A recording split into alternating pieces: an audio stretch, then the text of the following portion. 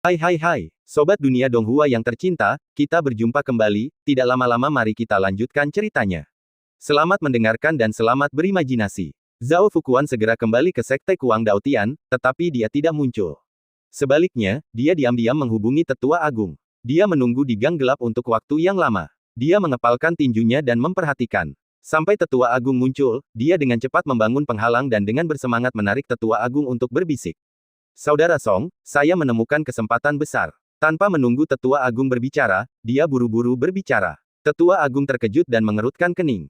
Kesempatan. Zhao Fuquan buru-buru membungkuk, matanya berkedip. Sejujurnya, Tetua Agung, saya sebenarnya telah bergabung dengan Xiang Tianzong.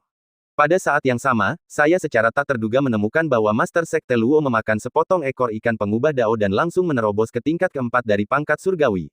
Jika saya tidak salah, ekor ikan Sturgeon pengubah Dao pasti diberikan oleh Tuan Yi. Dia dapat dengan mudah menciptakan master tingkat keempat dan memanen ikan Sturgeon pengubah Dao. Metodenya ajaib. Kali ini, aku datang ke sini hanya untuk meminta sesepuh untuk pergi ke sana bersamaku. Jika Saudara Song meninggalkan kegelapan dan bergabung dengan cahaya, dengan bakat dan kebijaksanaanmu, kau pasti akan dihargai, dan akan ada kesempatan di masa depan. Ini 100 kali lebih baik daripada tinggal di Kuangdao Tianzong dan harus melihat wajah orang-orang. Kau dan aku memiliki persahabatan yang mendalam, dan apa yang aku katakan berasal dari hati. Aku harap Saudara Song akan berpikir dua kali. Setelah bujukan yang penuh semangat, Tetua Agung tidak memiliki banyak ekspresi. Dia melirik Zhao Fuquan, wajahnya penuh dengan ketegasan. Saudara Zhao, karena kau telah bergabung dengan Xiang Tianzong, kita masing-masing melayani tuan kita sendiri, jadi tidak nyaman untuk bertemu secara pribadi. Mari kita ucapkan selamat tinggal sekarang. Zhao Fuquan tercengang ketika mendengarnya, dan buru-buru membungkuk. Saudara Song, aku melihat ini dengan mataku sendiri, sama sekali tidak ada kepalsuan. Selama kau mengikutiku, kau mungkin bisa mendapatkan tulang Sturgeon jika kau memiliki beberapa prestasi di masa depan. Menghadapi bujukan Zhao Fuquan, sesepuh itu hanya menggelengkan kepalanya sedikit. Benar atau tidak, masalah ini tidak ada hubungannya denganku. Seperti kata pepatah, setiap orang punya aspirasinya sendiri. Aku tidak akan pergi, kamu yang pergi. Melihat tatapan mata sesepuh itu yang penuh arti, Zhao Fuquan harus berhenti bicara. Dengan ekspresi menyesal, dia mengepalkan tinjunya dengan tulus. Hei, Saudara Song, hati-hati. Melihat mantan temannya menoleh dan pergi, ekspresi sesepuh itu tidak berubah, dan dia berjalan dengan mantap menuju Kuangdao Tianzong tanpa ragu-ragu. Dalam waktu kurang dari setengah jam, pertemuan rutin sekte dimulai. Semua sesepuh berkumpul di aula, kecuali kursi sesepuh ke-6 Zhao Fuquan, yang kosong, yang tampak agak menyilaukan. Di tepi danau salju, kedua master sekte telah membuat kemajuan besar dalam kultivasi mereka, dan wajah mereka bahagia dan santai. Karena mereka dalam suasana hati yang baik dan telah mendengar pendapat Tuan Yi tentang memancing, mereka juga mendapatkan kepercayaan diri dalam memancing dan duduk dengan tenang di tepi danau lagi dengan tongkat mereka. Setelah menunggu lama, mereka masih belum mendapatkan hasil panen. Luo Pengfei tidak pernah tidak sabar dan selalu mengingat kata sabar. Tiba-tiba, sesosok tubuh datang dari belakang dan membungkuk hormat. Salam, Ketua Sekte. Luo Pengfei tersenyum dan mengangguk saat matanya berlalu. Tetua Zhao, ada apa denganmu? Meskipun dia adalah tetua yang baru direkrut dan tidak dapat dipercaya sepenuhnya, dia dalam suasana hati yang baik dan melihat bahwa pihak lain begitu hormat, jadi dia secara alami tidak akan berpura-pura. Sikap damai ini langsung menyentuh hati Zhao Fuquan. Dia telah melayani Kuangdao Tianzong selama 1000 tahun, tetapi sebagai balasannya dia kebanyakan dimarahi dan dihina. Sekarang setelah dia baru saja bergabung dengan Xiang Tianzong, dia diperlakukan dengan sangat sopan. Perbedaan antara sebelum dan sesudah seperti perbedaan antara langit dan bumi. Zhao Fuquan menggertakkan giginya dan mengeluarkan sebuah buku dari lengan bajunya. Yang mulia, saya adalah anggota baru sekte ini. Saya tidak memiliki prestasi untuk dibicarakan, saya juga tidak luar biasa. Saya hanya menawarkan buku ilmu pedang ini untuk menunjukkan kesetiaan saya. Sekte pedang gila terkenal dengan pedangnya. Zhao Fuquan ini dulunya adalah seorang tetua, jadi strategi pedang yang dia perkenalkan pasti tidak terlalu biasa. Luo Pengfei menoleh ke belakang dengan penuh minat. Melihat bahwa strategi pedang yang dipresentasikan dengan kedua tangan hanya memiliki beberapa lusin halaman, itu tampak seperti sebuah fragmen.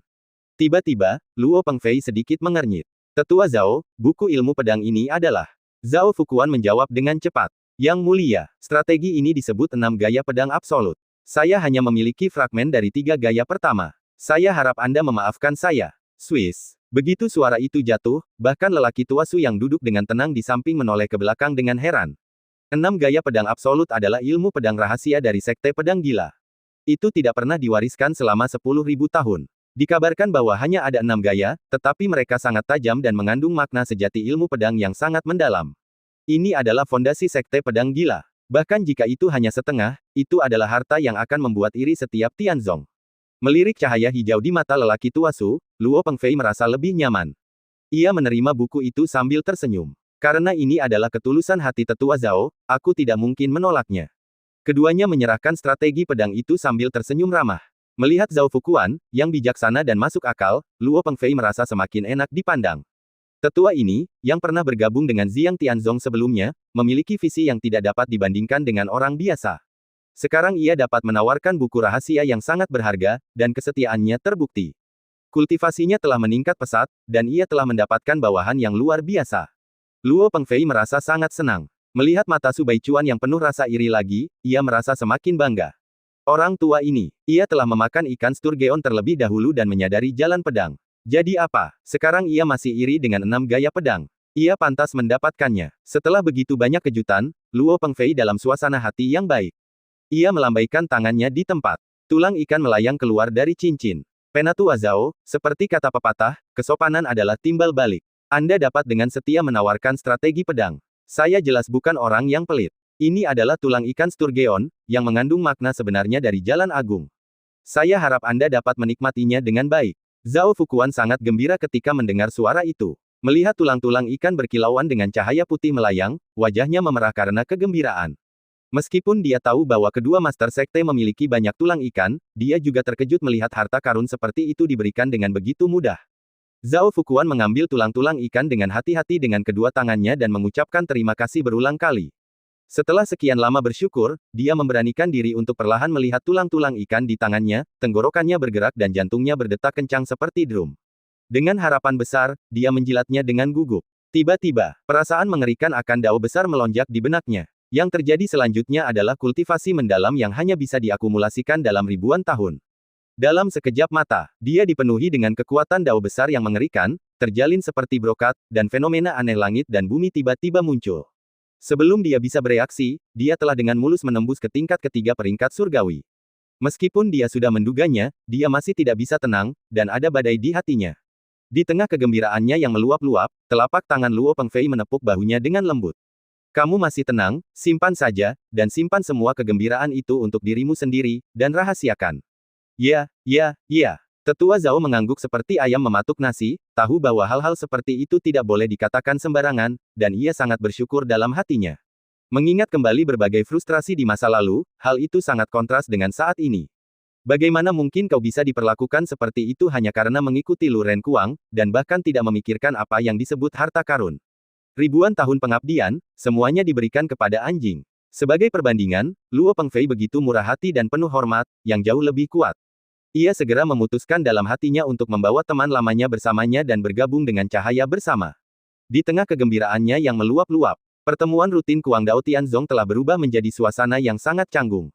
Lu Renkuang memasang wajah muram dan amarah muncul. Mengapa tetua keenam belum datang? Atas kesempatan para tetua menganggukkan kepala dan duduk dengan tenang. Tak seorang pun berani berbicara tanpa izin. Suasana di aula semakin mencekam. Lu Renkuang menyapukan pandangannya ke seluruh hadirin, dan suasana hatinya semakin suram.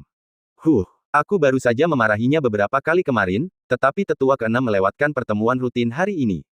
Dia bahkan tak tahan mendengar beberapa patah kata pun. Bagaimana mungkin dia mencapai hal-hal hebat? Dia telah menjadi tetua selama 1000 tahun, tetapi toleransinya hanya sebatas ini.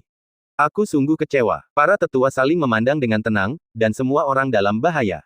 Tetua Agung hendak berbicara, tetapi Lu Renkuang mengumpatnya keras-keras. Zhao Fuquan hanya tahu sedikit tentang menyembunyikan tubuhnya. Dia bahkan belum memahami 3 jurus pedang gila selama ribuan tahun. Dengan bakat seperti ini, apa dia pantas bersikap sombong di hadapanku? Pemborosan semacam ini, apalagi sampai melewatkan pertemuan rutin hanya karena alasan, bahkan jika dia bergabung dengan sekte lain, biarkan saja dia pergi. Para tetua harus menganggap ini sebagai peringatan. Jangan berpikir kalian bisa mengabaikan aturan sekte hanya karena kalian punya prestasi. Sekte Mad Blade Tianku penuh dengan bakat dan tak pernah kekurangan siapapun. Para tetua di ruangan itu buru-buru membungkuk, menatap dengan kagum. Tetua utama melakukan hal yang sama. Pertemuan rutin berlanjut. Sepanjang proses, para tetua yang duduk kaku tak berani berkata apa-apa lagi hingga pertemuan rutin berakhir dan para tetua bubar setelah ketua sekte diutus. Beberapa tetua berjalan keluar dari aula dan melewati beberapa gerbang istana. Baru setelah itu mereka berani bernapas lega. Aduh, kerja keras tetua ke-6 selama bertahun-tahun akan sia-sia setelah menyinggung ketua sekte kali ini. Sayang sekali, ketua sekte semakin keras kepala. Cepat atau lambat, kita akan berakhir seperti ini. Apakah kalian sudah menerima pesan dari tetua ke-6? Beliau bergabung dengan Jiang Tianzong dan langsung mendapatkan ikan Sturgeon Daohua. Sekejap mata lebih baik daripada ribuan tahun berlatih keras. Berkah seperti itu sungguh patut dikagumi. Sialan, kita bekerja keras tapi hasilnya sangat sedikit. Kita khawatir dan tersenyum sepanjang hari, seperti cucu. Tetua ke-6 akan mendapatkan manfaat nyata segera setelah beliau pergi. Aku sungguh iri. Bagaimana kalau kita pergi ke Jiang Tianzong juga? Saat bisikan terakhir terdengar, para tetua terkejut. Mereka saling memandang dan bernapas dengan cepat. Setelah beberapa tarikan napas ragu-ragu, para tetua melihat sekeliling dan tidak melihat siapapun, jadi mereka segera berangkat. Danau salju yang jauh di selatan kota. Suasananya damai dan tenang, dan semua pengunjung pun pergi. Di loteng halaman belakang, Yi Feng duduk di meja kecil di koridor, menatap lusinan kartu kristal Qian dalam keadaan linglung. Su Baichuan, yang duduk bersamanya, tersenyum dan mengepalkan tinjunya. Tuan, ini semua salam dari para tamu kemarin. Saya harap Anda menerimanya. Desis. Yi Feng terkejut. Apakah ini semua untuk saya? Satu kartu berisi 1 juta kristal abadi, dan ada 50 atau 60 kartu di atas meja, yang berarti ada 50 atau 60 juta kristal abadi. Bagaimana mungkin Yi Feng punya uang sebanyak itu? Kebahagiaan datang terlalu tiba-tiba. Su Baichuan menjawab dengan hormat, Tuan, jangan kaget. Para tamu sebelumnya sedang terburu-buru dan tidak punya apa-apa. Saya hanya punya beberapa kristal abadi untuk menunjukkan rasa hormat saya. Saya harap Anda tidak tersinggung. Jantung Yi Feng berdebar kencang saat mendengarnya. Orang baik, ini benar-benar hadiah yang sombong. Orang-orang di Pulau Sunsin sederhana dan jujur. Ini memang tempat yang bagus. Sekelompok pemimpin dan master klan, untuk belajar memancing, begitu murah hati. Dunia orang kaya sungguh sulit dibayangkan. Ini adalah kehidupan yang kaya dan nyaman. Yi Feng tiba-tiba merasa hidup itu sulit. Mereka berdua adalah pemimpin sekte, mengapa ada perbedaan yang begitu besar? Saat Yi Feng mendesah, Luo Pengfei juga naik ke atas, melihat Su Baichuan, dan melihat meja penuh dengan kartu kristal, jadi ia segera memberikan sekotak buah sebagai hadiah. Tuan, Anda punya hadiah. Kartu kristal itu saya serahkan kemarin. Saya lihat Anda akhir-akhir ini makan Sturgeon, yang mungkin agak membosankan, jadi saya membawa beberapa buah spiritual khusus. Saya harap Anda mau menerimanya. Saat Luo Pengfei tersenyum dan memberikan hadiah, Su Baichuan juga mengeluarkan kotak hadiah. Melihat antusiasme keduanya, Yi Feng kembali terharu. Di saat yang sama, ia juga tahu niat mereka. Ini hanya untuk belajar memancing. Agar tidak menyinggung orang lain, Yi Feng menerima hadiah itu terlebih dahulu. Kemudian, ia mulai menjelaskan dengan serius. Setelah penjelasan itu, keduanya merasa sangat terbantu, memperbaiki pemahaman mereka sebelumnya tentang memancing, menganggap cacing tanah sebagai umpan terbaik, dan menyadari banyak kebenaran mendalam, serta merasa seolah-olah mendengar suara surga. Tanpa disadari, 3 hari telah berlalu. Danau salju terasa damai dan tenang, dan sekte Kuang Daotian semakin sepi. Kursi kosong di pertemuan rutin semakin banyak. Hingga hari keempat, hanya tetua agung yang tersisa di aula, dan yang terlihat hanyalah kursi kosong. Kuang yang lewat akhirnya merasa ada yang tidak beres dan menggebrak meja. Brengsek, kenapa tidak ada tetua lain hari ini? Mereka bahkan tidak datang ke pertemuan rutin sekte. Orang-orang ini semakin lancang. Apa mereka menutup telinga terhadap kata-kataku? Saat suara-suara marah bergema, aula dipenuhi dengan kekuatan dan amarah, tetapi terasa semakin kosong, seolah-olah beberapa orang telah pergi dan tehnya telah dingin. Kali ini, satu-satunya tetua agung yang tersisa akhirnya berbicara. Melapor kepada ketua sekte, semua tetua telah bergabung dengan sekte Jiang Tian. Swiss. Kuang yang lewat tiba-tiba menoleh ke samping, wajahnya terkejut. Apa katamu? Tetua Song segera berdiri dan memberi hormat, wajahnya serius. Tuan, para tetua telah bergabung dengan Jiang Tianzong. Banyak orang telah menyaksikan ini, dan telah menyebar luas di kota. Sebuah suara tertahan terdengar. Wajah pejalan kaki itu berubah menjadi biru dan merah secara bergantian, dengan kecurigaan, keterkejutan, dan ketidakpercayaan, dan akhirnya berubah menjadi amarah dengan urat-urat yang menonjol, dan membanting meja.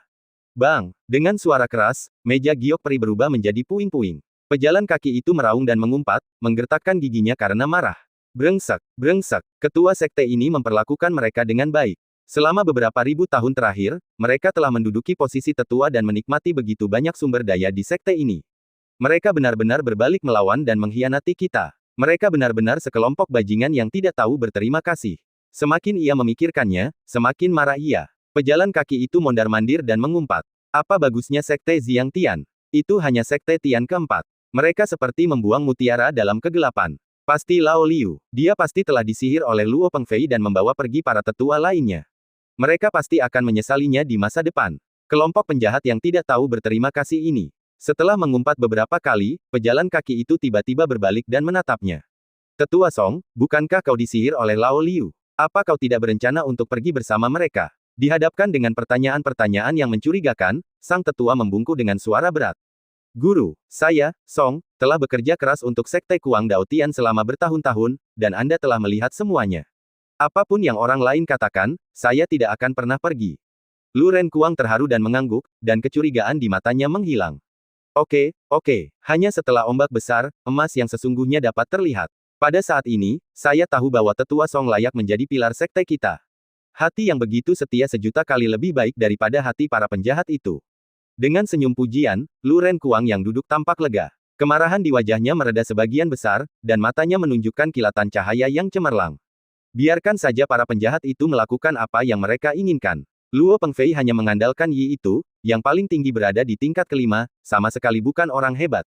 Sejujurnya, aku pergi ke Sekte Lima Elemen sebelumnya dan bertemu dengan peramal Guo Yutong untuk menghitung rahasia surga. Guo pernah berkata bahwa aku akan memiliki kesempatan besar. Surga tingkat kelima saja sudah tak tertandingi. Tetua Song terbelalak ketika mendengarnya, tak mampu menyembunyikan keterkejutannya. Kesempatan. Lu Ren Kuang mengangguk percaya diri, senyumnya semakin lebar. Benar, Guo Sensuan pernah berkata, jika kau bisa memanfaatkan kesempatan ini, kau bisa terbang tinggi. Luo Pengfei hanya mengandalkan seorang master tingkat 5, yang bahkan bukan tokoh terkemuka di Pulau Dalam, bagaimana mungkin ia bisa dibandingkan dengan kesempatan seperti itu. Serigala-serigala yang tidak tahu berterima kasih ini picik dan tidak berarti. Melihat Master Sekte memaksakan senyum, Tetua Song pun ikut berbicara untuk menghiburnya. Master Sekte diberkati dengan kekayaan besar, dan dia pasti akan kembali di masa depan dan merekrut lebih banyak talenta. Lu Ren Kuang cukup senang mendengar ini, dan mulutnya sedikit melengkung.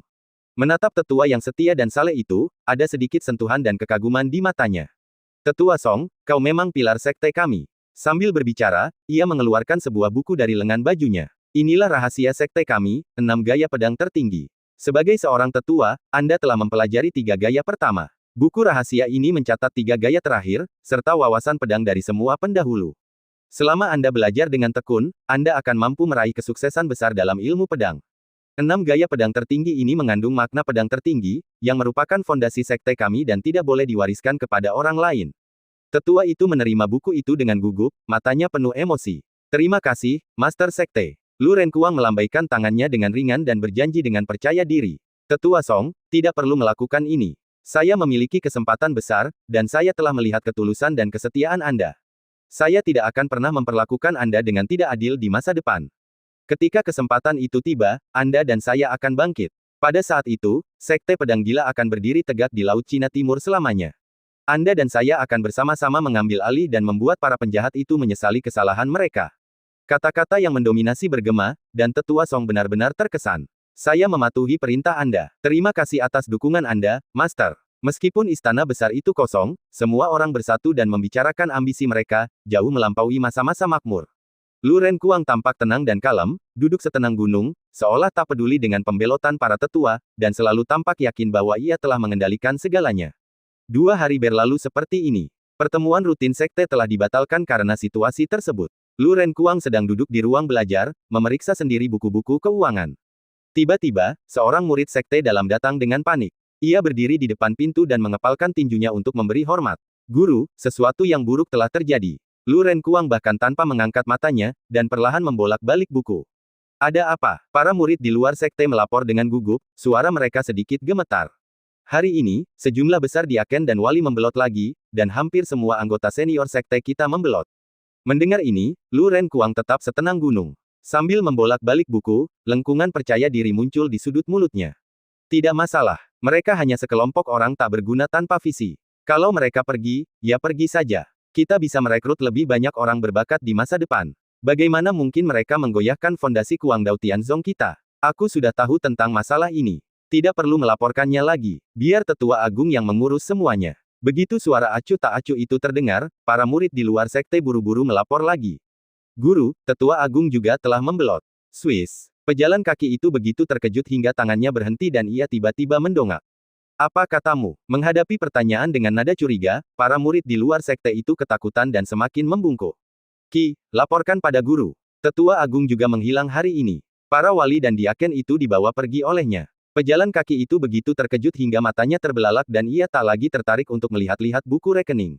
Ia menatapnya dengan marah. Mustahil. Tetua Agung adalah pilar sekte kita dan kesetiaannya terbukti. Bagaimana mungkin dia membelot bersama sekelompok sampah itu? Para murid di luar sekte membungkuk lebih rendah dan hampir menggertakkan gigi untuk menjawab dengan susah payah. Guru, ini benar sekali. Tidak hanya Tetua Agung membelot bersama anak buahnya, gudang harta sekte juga dicuri.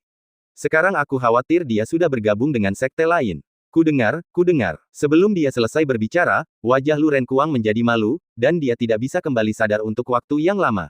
Dia tidak bisa mempercayainya. Tetua Agung terakhir yang setia dan patut dicontoh ternyata seorang pengkhianat. Dia bahkan lebih pengkhianat daripada tetua ke-6. Bagaimana mungkin? Melihat keraguan para murid di luar sekte, nada suara Lu Renkuang menjadi semakin dingin.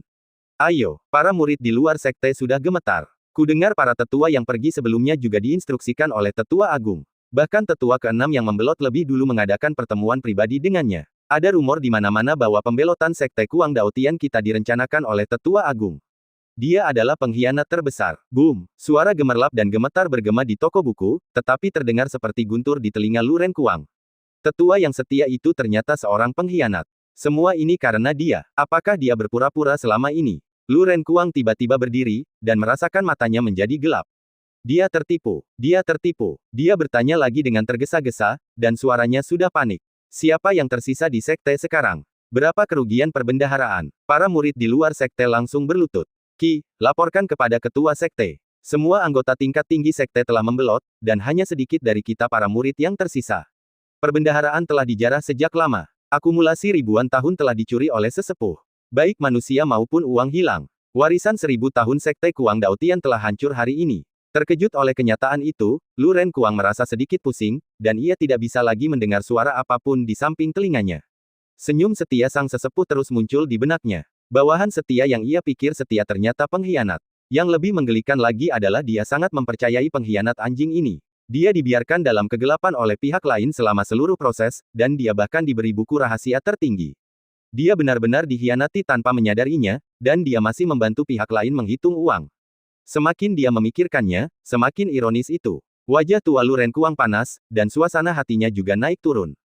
Tiba-tiba, seteguk rasa manis keluar dari tenggorokannya. Puff! Kabut darah menyembur keluar, dan suasana hati Lu Renkuang rusak. Para murid di luar sekte terkejut dan pucat, dan bergegas maju untuk mendukungnya. Master Sekte, tenanglah. Tetapi Lu Renkuang telah kehilangan ketenangannya dan tidak dapat mendengarkan sepatah kata pun. Rambutnya berkibar, matanya penuh dengan darah merah, dan seluruh tubuhnya meledak menjadi aura yang menakutkan. Song Yutai, aku tidak akan pernah berhenti bertarung denganmu sampai mati. Nama Tetua Agung mengguncang sekte, dan gemuruh mengguncang langit. Jauh di selatan kota, di tepi danau bersalju, dua ketua klan yang menerima tongkat pancing dari Tuan Yi kembali percaya diri dan memancing dengan tenang. Sekelompok tetua yang baru bergabung dengan hormat menemani mereka. Tidak lama kemudian, Su Baichuan benar-benar menangkap seekor ikan sturgeon. Tiba-tiba, seluruh hadirin berseru. Wow, benar-benar tertangkap. Menurutku, tongkat pancing yang diberikan Tuan Yi pasti luar biasa. Keterampilan memancing ketua klan juga luar biasa. Dengan seruan itu, lelaki tua Su tidak bisa menutup mulutnya. Melihat wajah Luo Pengfei yang cemburu, dia merasa semakin bangga. Dia berbalik dengan ikan di tangannya, mengepalkan tinjunya, dan menegakkan punggungnya untuk pamer, tampak seperti sedang bermandikan angin musim semi. Maaf. Song Yutai, yang berada di depan kerumunan, juga mengepalkan tinjunya untuk memberi selamat. Tuan adalah ahli memancing. Dia telah menerima ajaran sejati dari Tuan. Kita benar-benar jauh tertinggal. Song Yutai layak menjadi mantan tetua Kuang Dao Tianzong. Kecerdasan emosionalnya penuh saat berbicara. Dia tidak hanya menyanjung Su Baichuan, tetapi juga menyanjung Yi Feng dengan menggunakan nama Su Baichuan.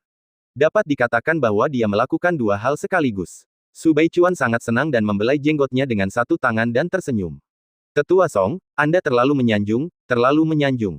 Hahaha. Pada saat puncak ketika semua orang bahagia, riak tiba-tiba muncul di pantai. Seorang pejalan kaki yang marah muncul. Dia melangkah keluar sendirian, tanpa pemandangan dikelilingi oleh orang-orang, hanya rasa malu dan marah, urat nadi di dahinya, dan rambutnya sedikit berantakan. Sulit membayangkan bahwa ini akan menjadi postur Master Sekte Tian-Tian. Adegan itu tiba-tiba menjadi sunyi. Su Baichuan perlahan menanggapi dengan senyum aneh di wajahnya. Oh, Jadi itu Master Lu, apakah Anda tahu bahwa saya menangkap ikan sturgeon dan datang untuk memberi selamat kepada saya? Saya sangat malu, saya sangat malu. Pejalan kaki itu sudah marah. Melihat Song Yutai menemaninya, dia langsung mengumpat. Selamat, si tua X. Di tengah-tengah umpatannya, nadanya menjadi curiga. Saya melihat Su Baichuan benar-benar memegang ikan sturgeon di tangannya. Ini belum musim memancing, tetapi orang tua ini benar-benar dapat menangkap ikan sturgeon. Sungguh sial. Pejalan kaki itu tercengang dan menggertakkan giginya, matanya penuh dengan kecemburuan. Melihat Song Yutai dalam daftar lagi, dia sudah penuh dengan kemarahan.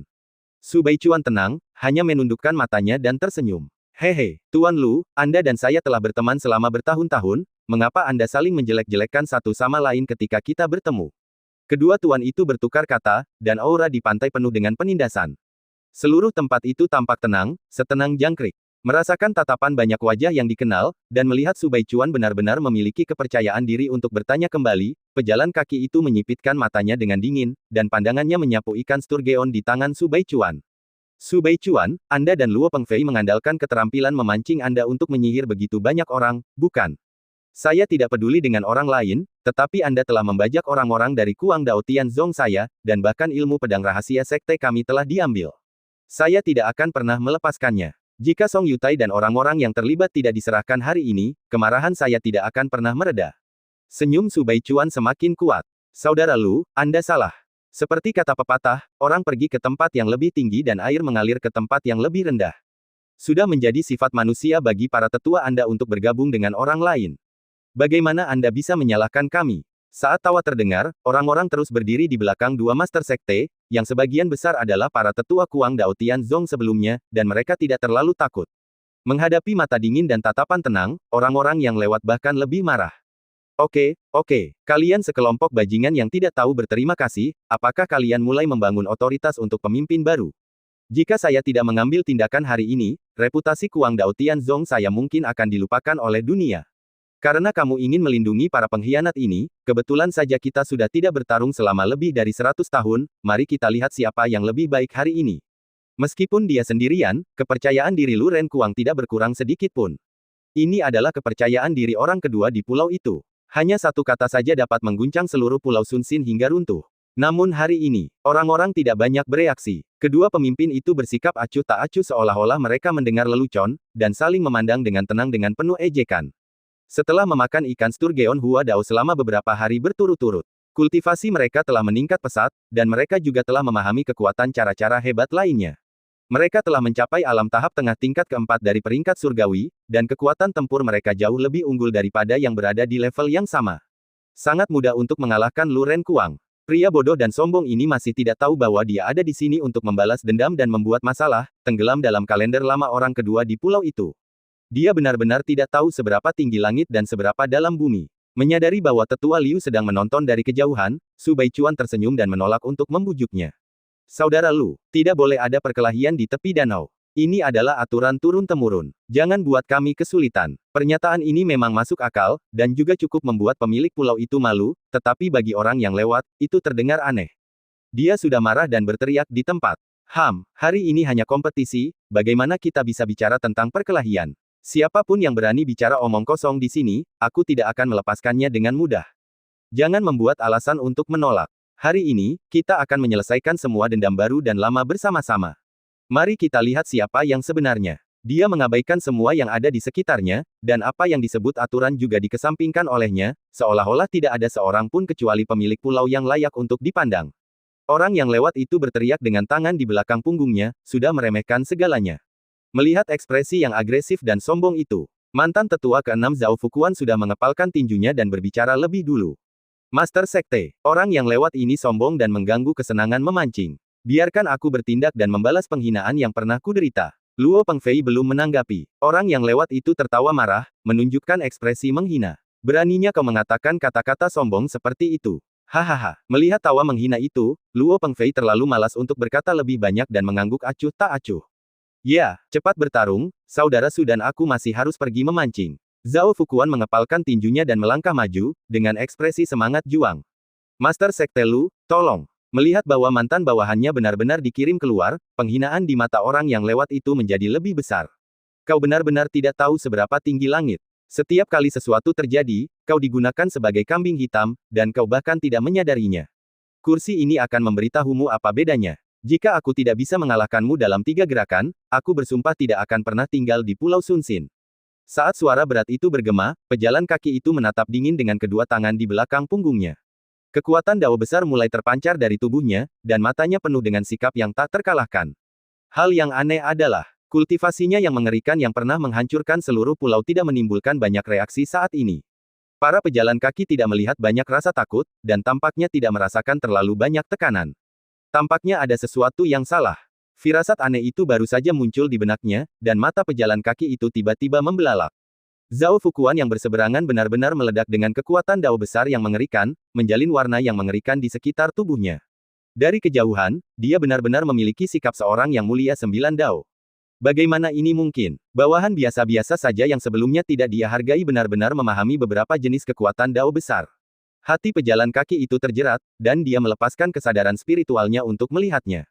Ketika dia melihat ke atas, dia bahkan lebih terkejut dan matanya bergetar.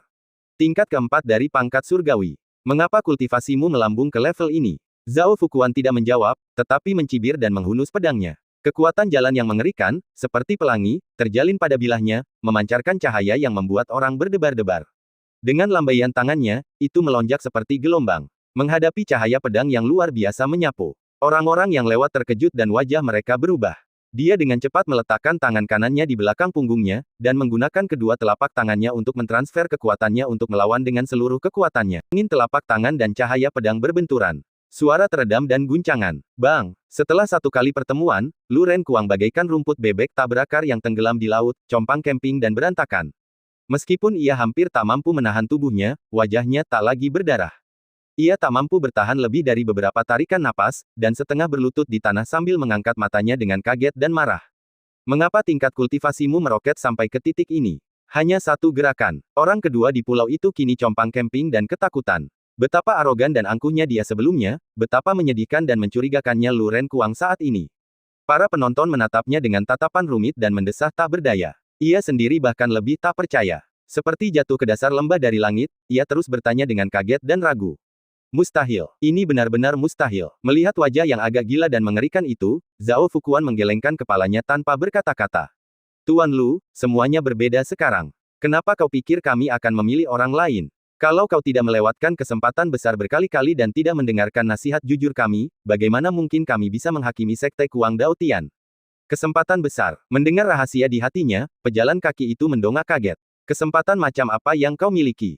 Menangkap ikan sturgeon sungguh sial. Bagaimana mungkin Luo Baichuan, si rubah tua ini, berbagi harta karun seperti itu?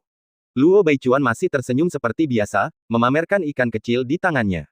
Saudara Lu, kau salah besar. Ikan di tanganku hanyalah puncak gunung es. Semua kesempatan untukmu adalah berkatmu, Tuan. Sejujurnya, Tuan sudah menangkap hampir 100 ikan sturgeon, dan mereka sedang beristirahat di rumah besar. Pejalan kaki itu tercengang ketika mendengarnya, dan pupil matanya terus bergetar. Hampir 100. Itu sama sekali tidak mungkin. Tepat ketika ia sangat terkejut, Zhao Fuquan mencibir dan menurunkan pandangannya. Master Sekte Lu, kau masih belum bisa mengenali kebenaran saat ini. Bagaimana mungkin orang sepertimu memimpin sekte menuju kemakmuran? Saat suara berat itu bergema, tetua agung itu juga melangkah maju. Melihat pengkhianat terbesar ini, pejalan kaki itu sangat marah sehingga ia berdiri dan menggertakkan giginya. Song Yutai, bajingan. Tetua Song menatapnya tanpa ampun, tetapi hanya menyerahkan buku itu kepada Su Baichuan. Master Sekte, ini adalah 3 terakhir dari 6 gaya pedang pamungkas. Jika kau bisa memahaminya, kau dapat meningkatkan ilmu pedangmu. Luo Baichuan tersenyum dan menyimpan buku rahasia itu. Oke. Melihat kolusi itu, pejalan kaki itu sangat marah sehingga darah mengalir dari sudut mulutnya. Bajingan, aku percaya padamu dengan sia-sia. Begitu kutukan itu terdengar, tetua Song juga memalingkan wajahnya. Kepercayaan, kapan kau pernah mempercayai seseorang? Selama bertahun-tahun, aku sudah muak dengan kesombonganmu. Selama ribuan tahun, kau telah membuat keputusan akhir tentang semua masalah utama sekte ini. Kami sudah berusaha keras membujukmu untuk bertemu Tuan Yi sebelumnya, tetapi kau tidak pernah mendengarkan. Apa kau ingin kami, sekelompok saudara tua, melewatkan kesempatan ini dan terus menderita bersamamu? Aku telah bekerja keras selama ribuan tahun, tetapi apa yang kudapatkan pada akhirnya? Buku rahasia ini memang pantas kudapatkan. Saat kutukan dimulai, beberapa tetua Kuang Dao Tianzong juga angkat bicara. Kau masih keras kepala sekarang. Kita telah bergabung dengan sekte lain, dan hasil yang kau peroleh dalam beberapa hari terakhir jauh lebih baik daripada ribuan tahun. Kedua ketua sekte itu sopan dan rendah hati, 10.000 kali lebih baik darimu. Kau memarahi dan membenciku sepanjang hari, memperlakukanku seperti budak, dan kau masih berani bicara tentang kepercayaan. Kau tidak mendengarkan orang lain, dan kau memang keras kepala. Pantas saja kau berada di posisi kedua selama ribuan tahun. Saat kutukan itu perlahan meningkat, pejalan kaki itu memuntahkan seteguk darah tua. Puff! Kata-kata menusuk hati dari wakil komandan berusia 10.000 tahun itu benar-benar menghancurkan pertahanannya. Para tetua mencabik-cabik wajah mereka dan saling memarahi, dan perlahan-lahan kebenaran terungkap di depan mata mereka. Memikirkan kembali rahasia heksagram sebelumnya, hati Lu Renkuang tiba-tiba terguncang. Kesempatan. Mungkinkah itu kesempatan Tuan Yi dalam hidupnya? Jelas ada di depannya. Namun karena dendam pribadi sesaat, ia berprasangka buruk terhadap pria itu dan tidak mau mendengarkan nasihat para tetua, membiarkan kesempatan ini berlalu dengan sia-sia. Sekarang, ia akhirnya ditinggalkan oleh semua orang. Lu Renkuang menatap para tetua yang frustrasi dan memarahi mereka dengan marah.